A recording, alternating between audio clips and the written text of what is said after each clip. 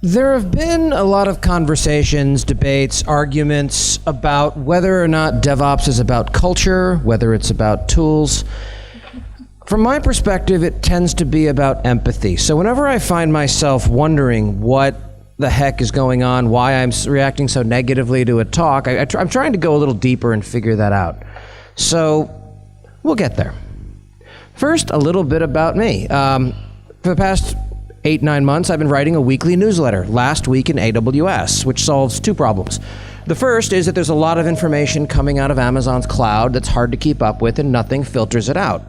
The second is that people don't make fun of Amazon enough, and I do my level best to fix that every week.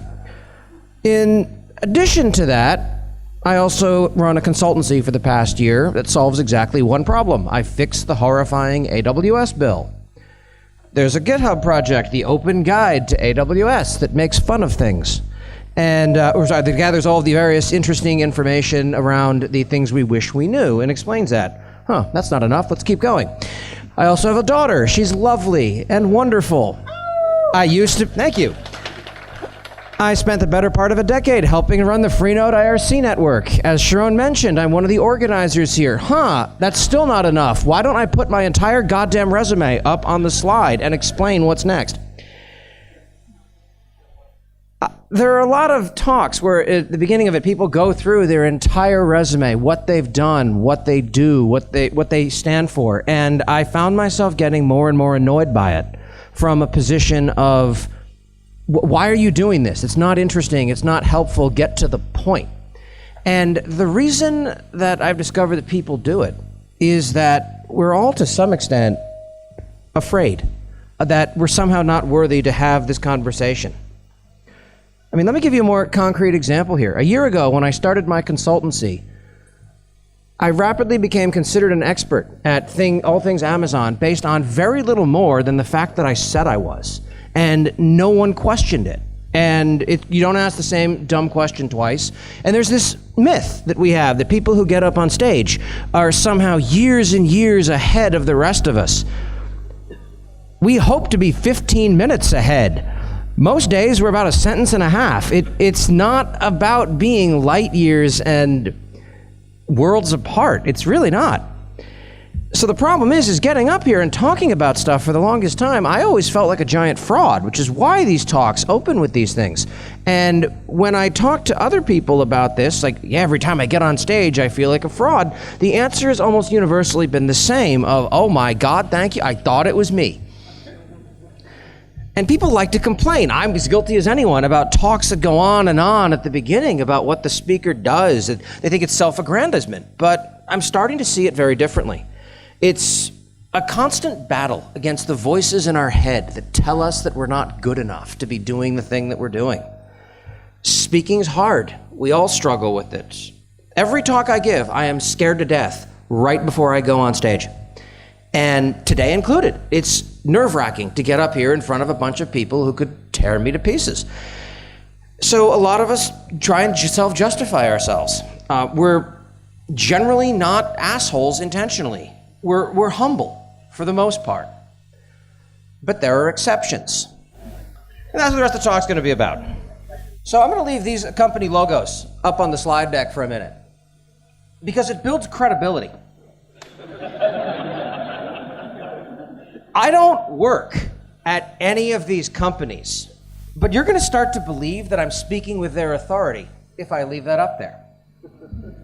So think for a minute about what my production environment probably looks like and my code. It is a goddamn paradise. Now think for a minute about what your code environment looks like. It's a shattered hellscape. How are you even in business? About this time, you're probably considering it's time to give up and go raise goats on a farm somewhere. Okay, let's get those logos back up there to shore up my credibility some more. Now, obviously, I'm far better than you are and your teams because I might theoretically work at one of these companies. And that's messed up. And I've been thinking about this for a while until it crystallized for me late last year when I went to a conference and I saw a talk that convinced me to build this one. This is the actual talk blurb, and credit where due. It is an amazing talk. The speaker is eloquent. He tells a funny story. Things work well. And it was a good talk. It was subtle, it was nuanced, and it made some very good points that, for better or worse, sailed over the head of some of the audience members. It had some great lines in the talk. For example, he mentioned that at Netflix, all developers have root in production. You may gasp at this. I gasp at this. Please gasp. Thank you. That was the audience participation portion. And the reason behind it made sense, in that one of their cultural tenets at Netflix is that they trust people. Cool, that works. This ties back to the Netflix cultural tenet of freedom and responsibility. They're huge on this. They talk about it all the time. And this stuff sounds really compelling and awesome the first time that you see it. And people are getting into it. The guy next to me wants to give his devs root in production. He's like, yeah, I could see doing this. And I look at his name tag and, oh my God, he works at a bank. Excuse me while I make some personal banking changes myself. So either that guy missed something or I did. But what? We'll get back to that. This seems like an opportune time for us to talk about indigenous cultures in the Pacific Islands. It's a pretty straight shot segue there. Specifically in the 1930s and 1940s, war has broken out on a global scale. And these islands have suddenly become staging areas for the largest armies the world has ever seen. And this is a true story. I'm not embellishing here. So what happened was that folks hadn't seen anything like this before. They had islands that had been peaceful and relatively deserted, suddenly had airports go up in a matter of days, and supplies started coming in like crazy. And this happened repeatedly. So they did what any of us would do. They went to Hacker News and decided to reinvent everything they were seeing from first principles and an incomplete grasp of the situation. And they see airports get built, and then they see all these valuable, awesome goods coming in, bounty from the skies. And they built models of airports and airplanes, hoping that, all right, if we build some of this stuff, we'll start getting some of that free bounty too. It didn't really work as well as they had hoped. And this is called a cargo cult. Yes, it's real.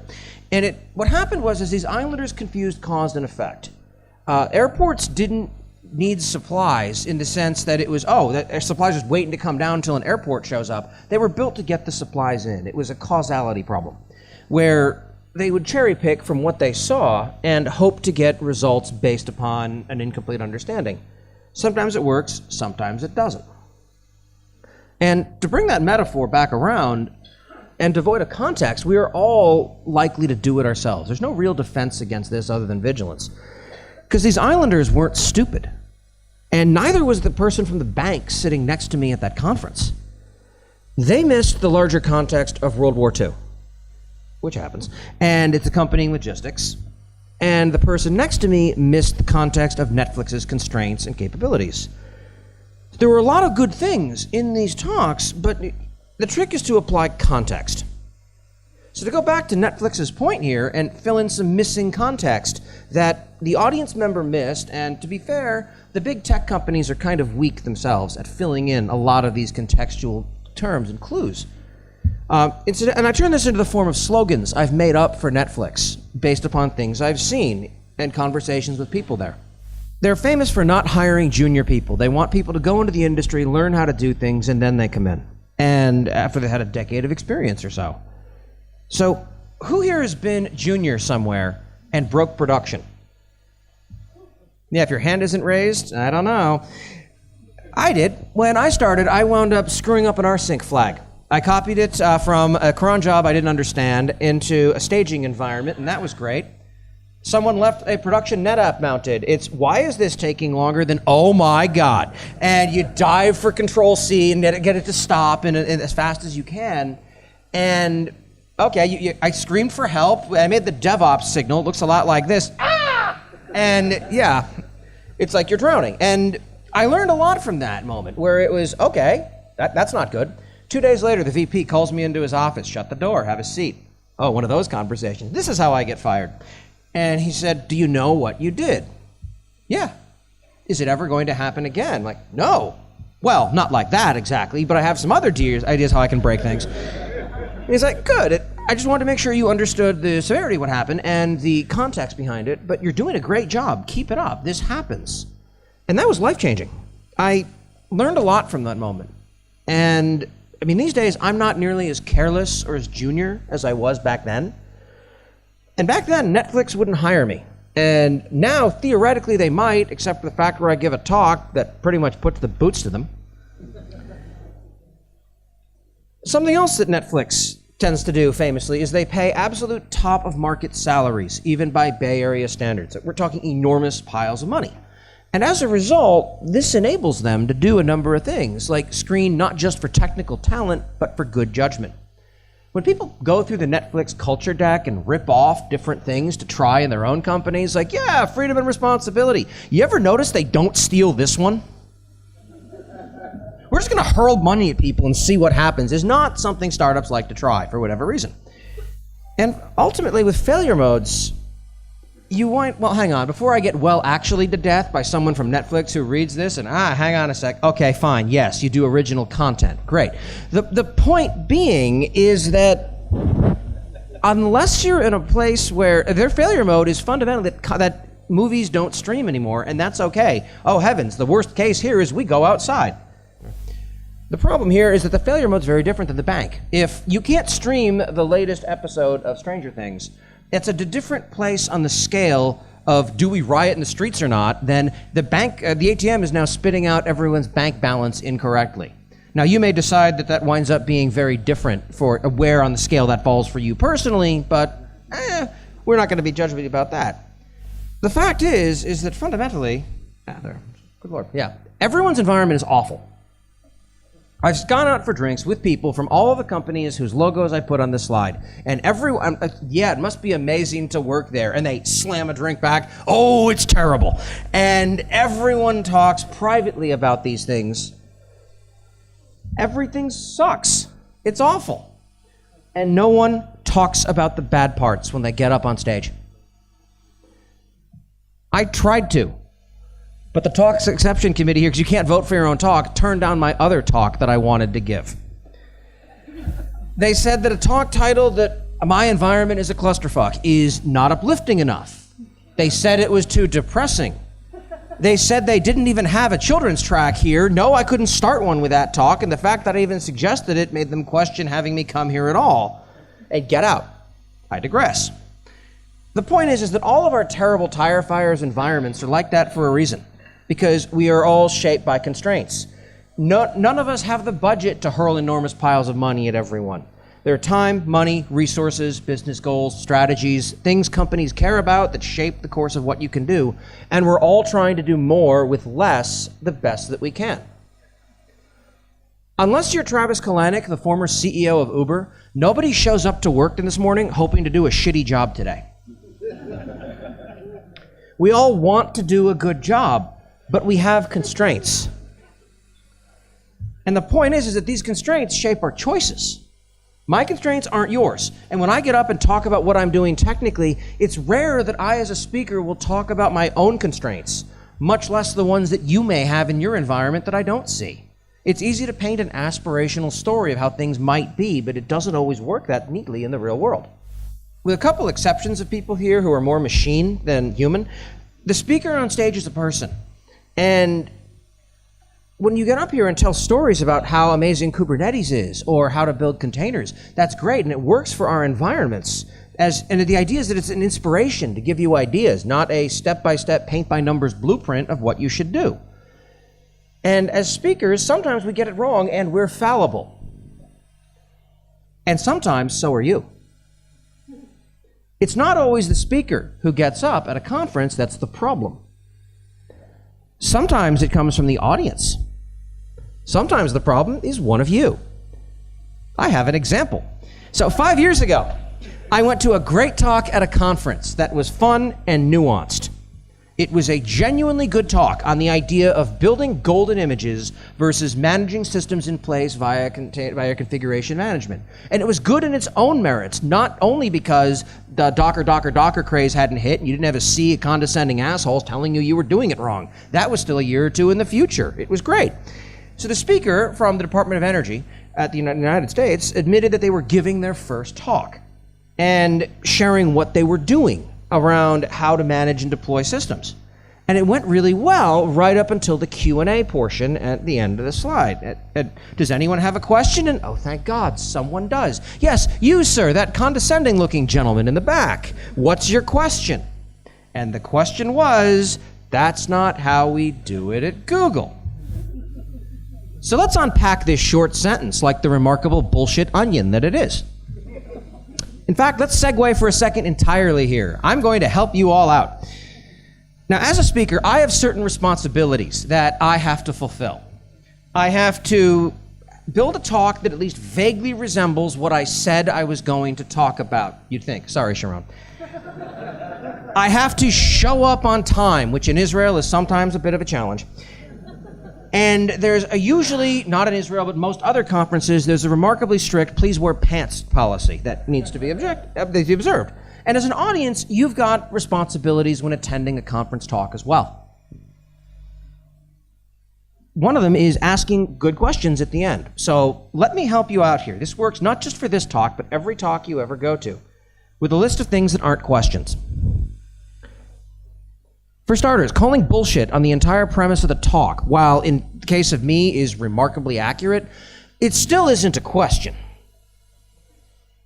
And neither is telling a pointless story that doesn't tie in any way to what the talk was about, unless it's necessary somehow to build up to make your question make sense. And if it is, for God's sake, keep it brief.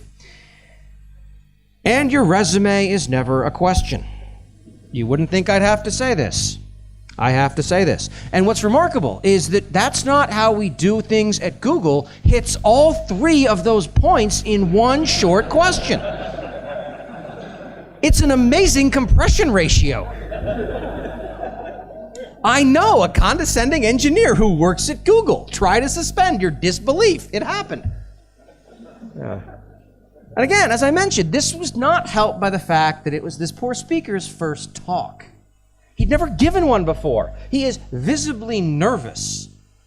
And we're talking shaking knees, the sweats. I get it. We all have been there. So you recognize it, and you're pulling for someone. No one wants to see a speaker flounder on stage. And I'm a little jealous of watching people pick on this guy, because no one does that with me for whatever reason. No one comes up there and tries to call bullshit on me, which really would probably make the world a better place. And the reason behind that is that my talks don't actually solve anyone's real problems, but that's fine. I want to address the merit of the question that was asked rather than the shitty delivery. Do these two things look alike to anyone else? For those who are unaware of what they do, the Department of Energy does a lot of things. And for the guy who is just tapped to run it, apparently has no idea what it does, and that's great. But they do a lot of important things. They manage the nuclear arsenal. They do a tremendous amount of work with supercomputing. They have a lot of genomics research that they wind up working on. It's very broad and stuff you kind of don't want them to screw up. Let's contrast this. Google's responsibility, as they see it, is to organize the world's information, sell ads against the world's information, and of course, turning things off that people are actively using. Good luck if you're using Google Cloud. I'm sure that story has a happy ending. This is why I don't get invited to nice places. The point being is that these are different problems being solved by very different people with very different constraints. But we're going to go ahead and give some jackwagon in the audience an undue amount of credit simply because of who he is, where he works, and okay, great. Now what? So what's the plan here? I mean, how does that story end? Like, you generally don't get to indulge in a debate when someone asks a question. And usually you don't just, oh, hang on, great. Let me edit my slides and change the entire conclusion. Okay, let me edit this. There we go. It's a new talk. Yeah, that's my talk. Get your own. It doesn't work that way. And more to the point, it's not just about making the person on stage feel unfortunate, because yes, that is just one person. What about the effect that has on the rest of the audience? Rather than a nuanced, subtle understanding of a story that had just been told about how a way to do things, instead, they wound up Good Lord. Yeah, sorry. Yeah, they wound up, good Lord, the entire thing is blowing nuts on me. Yeah. Instead, they talk about how a big tech company does things. And, oh, well, great. Now we're going to have another, this is now how Google does things and you should too story. And that's great, but it doesn't work for most of us in a lot of environments because we're not Google. The problem here is that our businesses are not running giant search engines or turning off things that people are using. It comes down to a story of we all solve different problems in different ways. And, oh, let's be like Google is not the theme of every talk. Sorry, Google. The point is you don't work at these places for most of us. And if you do, be very, very careful about punching down. The reason I make fun of these companies on stage here is because you've won. They're giant multinationals. They are huge titans of industry. They can take me getting on stage and making fun of them for 20 minutes. Recognize the weight that your words carry. The rest of us don't have these companies' problems. We don't have their constraints, and we sure don't have their resources. So why don't we stop trying to cargo cult their solutions into our environments based upon little more than a fanciful story? I mean, they do a lot of good work at these companies. Please don't think that I'm trying to crap all over everything that they do. And they build stuff that we all can leverage in our own environments. But without context, that work isn't going to magically solve our pain. So let's stop pretending that it does. I mean, case in point, Simian Army, which is part of the suite of tools that includes Chaos Monkey, is something that Netflix has talked about a lot for years in condescending talks, just like this one. And what it does is it randomly kills AWS instances or entire regions to test their failover capability. It's identifying single points of failure you didn't know you had and coming up with ways to fix that. That's great. They're proud of it. And we've heard about it for ages. And we've all taken its lessons to heart to completely eliminate single points of failure in our own environment. So when an AWS region has an issue, our sites don't go down anymore. Yeah, right. One service in one region goes down at the beginning of this year, and everything from Instagram to American Airlines to AWS's own status page shits itself to death. And yes, Netflix stayed up. In 2016, Netflix's annual technology and development budget was $768 million. So yeah, if you spend $750 million, you can avoid a 2-hour outage that takes down S3.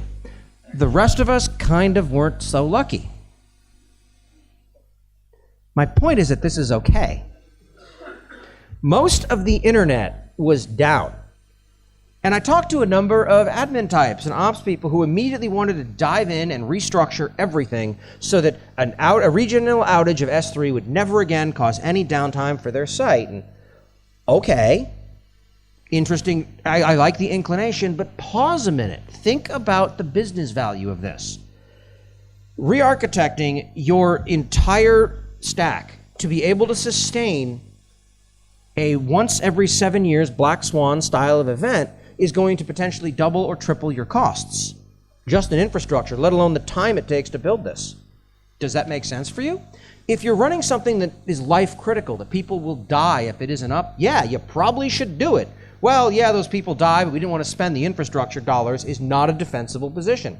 If you're running my side project, Twitter for Pets, maybe 2 hours of downtime is okay. Maybe when I'm down, the internet's a better place for it. Yeah, when it broke, part of my environment was down, and that was okay. The point that I came here is not to talk about your data centers, your environments. I didn't come to talk about your applications and their resiliency, because honestly, I could not possibly care less about any of those things. I came here to talk about the dangers and the risks to you and us as people. Because it's hard to remember the human. DevOps to me has always been about people. So has technology as a whole. It's about the humans we work with. It's about the users we service. It's not just about the making the computers do the thing that's interesting. And it's easy to lose sight of that. You build something you're proud of, and then someone on stage gets up there, or in the audience gets up there, and just craps all over it. And you feel like crap. And you really shouldn't, because you built something that works and solved problems that you have. Yes, in an ivory tower architecture whiteboard diagram, yeah, there are some ways that this looks suboptimal. I can draw a better diagram there. Yeah, but to make it work in the real world, you'll spend $20 billion. It's not worth it for most of us. You built a thing that works for you. And that's the point of it. I would be shocked if the guy from the Department of Energy ever got up and gave that talk again, after the Google bro shat all over him. I want to believe that he did, but as a speaker, it's hard to get up here and give these talks, and especially when you're new at it, with the expectation that maybe someone is going to just eviscerate everything you've spent months working on. And it's hard. It's scary to do it. And if my first speaking experience, which frankly was terrible because my talk was rubbish, don't get up there and read man pages to people. Things you learn. Yeah. But people were very gracious and nice with that talk was great. They lied. Here's what you could do to make it better. Not that. And yeah, I had people give useful feedback kindly, and my talks steadily improved. Well, I think they've improved. Some people after this thing would probably prefer a man page.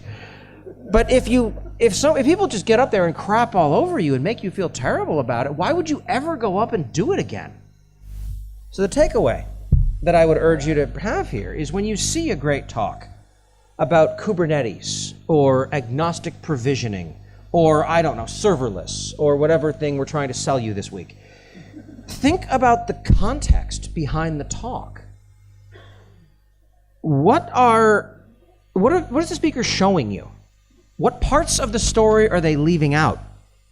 They're not you. I had a conversation with a guy who gave that Netflix talk afterwards. Like, it's amazing all your developers have root in production. How do you handle the credit card processing stuff? That seems like a massive risk. Well, not every developer has access to everything. And yeah. So you got up there and painted a better picture than things actually existed. Great, context. We all do that. It's fine. Like, we all get up here and talk about, we had this conversation with the open spaces yesterday about the idea of pets versus cattle. I pitched an open spaces event called Pets versus Cattle Prods. And we all talk about the hidden pets in our environments. Oh yeah, we are completely infrastructure as code. Everything can be rebuilt with just the press of a button. Except the Jenkins server. Okay. Or, don't ask us about the database either. Like, everyone has these things that we don't talk about. But no one gets up there and says, this is how our entire environment is completely agnostic. We can provision it anywhere. Yeah, except the part that makes us money. Yeah, don't ask us about that. But that old Google Reader infrastructure, that was amazing. Yeah, don't do that. And on the other side of it, when the speaker is wrong, gets up here and gives a talk that sounds like complete bullshit, great. It missed the point. It was a terrible talk. It couldn't ever work? Are you sure? Or is it just wrong for your use cases and your environment? And maybe they see the world differently and have different problems that you have to tackle.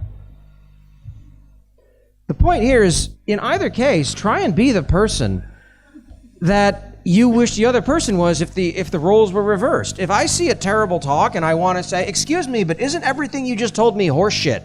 It's like, well, how would I like that question? It's like, well, I like it, but I'm weird, so I probably shouldn't ask it like that. And on the other side of it, when someone in the audience asks a question that doesn't make sense or just seems complete rambling, it's, oh, bless your heart. Yeah, and if you see a speaker up here sweating bullets and nervous giving a talk, great. Throw them a softball question. Because frankly, when you ask, are there any questions from the audience? And there are no questions. You're standing here sweating bullets. You want to die. Oh God, no one understood what I said. Was this talk supposed to be in English? Oh crap. Yeah. The secret here is that tech isn't about the tech. It never has been. It's been about the people. And if I could leave you with one thing the rest of today, whether you're a speaker or whether you're in the audience, don't walk out of a talk feeling shitty. Because what's the point of coming to a conference? If I want to go somewhere and just feel bad about it, I'll go talk to other people where I live. It's depressing. Thank you very much for your time. If anyone has any questions, I am thrilled to answer them, but I do remind you once again, Okay, go ahead. What's your question, Sharon? No, I was born without. Was I born this awesome? Was the question. No, the answer is I was born without the part of my brain that experiences shame, and the rest just sort of flowed naturally. Other questions, concerns, criticisms, a resume reading. I told you. So you ask, are there any questions? You sit here dying, sweating bullets. Yes. Great question. Something you don't, the question was, all right, if you're only telling half the story, what's the best way to socialize some of the negative learnings that you've had rolling this out? I would start by trying to pierce the myth of infallibility. When you get up and you talk about how you wind up being able to turn off entire regions and Chaos Monkey is amazing and we become much more resilient about this. Yeah, talk about the darker side of that. Talk about how, the first 3 times we tried that, everything broke.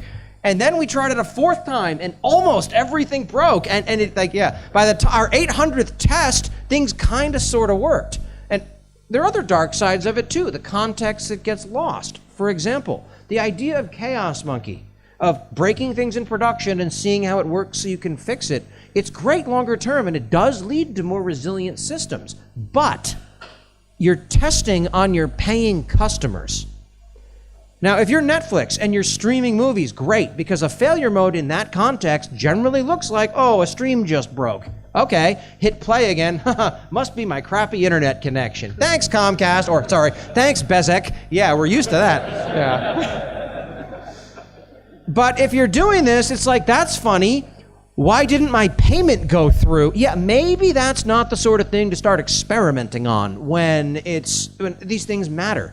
If it comes down to failure mode and use cases. If you're an ad display, if you're doing ad tech and displaying ads, because your only people who you're really hurting in that context is you. You don't get to display as many ads and you lost a little bit of revenue when there was an outage. Great. You can get away with that. You can't justify that morally to some extent in some use cases. So again, maybe offering context around that in a talk. If you get up here to talk about chaos engineering, caveat this of, by the way, here's how we made sure, for example, that it didn't double bill people. Because you don't hear stories about that coming out because you need to be careful about the things that actually impact people in a real sense. Great question, though. Thank you. Yes? No, the question was, why am I dressed this way? I have been referred to as the Barney Stinson of DevOps before, but no. This is only half of it. You'll see the rest of it later during the Ignite talk. It'll all make sense then. Oh, good. Yeah, the question really came down to, did dressing like this ever boost my credibility? Oh, absolutely. I mean, realistic, there's a good question. Yeah, does dressing up? Yeah. Good question. A little off topic, but not entirely so. I started about 10 years ago for fun, for a week. I wore a shirt and tie every day. And my coworkers made fun of me like you wouldn't believe. I'm working at a startup, and it's like, what are you here to sell us a mattress? Yeah. With some startups, that would have been yes, but no. And people made fun of me for it, but at the same time, they started taking me more seriously. So a lot of things tie into credibility. Being able to carry myself a certain way, dressing a certain way. Let's not sell short the fact that I have a tremendous amount of credibility by being male, white, and straight. That I'm serious in that I have a tremendous amount of privilege, and part of it is how I dress. Part of it is just inborn traits of who I am, and I'm very cognizant of that. As far as does it open doors in a consulting sense? Sometimes. Not every client responds well to this. I'm independent. I don't work for Accenture, whose entire purpose is send in a bunch of very well-dressed MBAs who will work themselves to death and then make the news months later for leaving an S3 bucket open and having all of the credentials for their clients and some of their emails leaked. Yeah.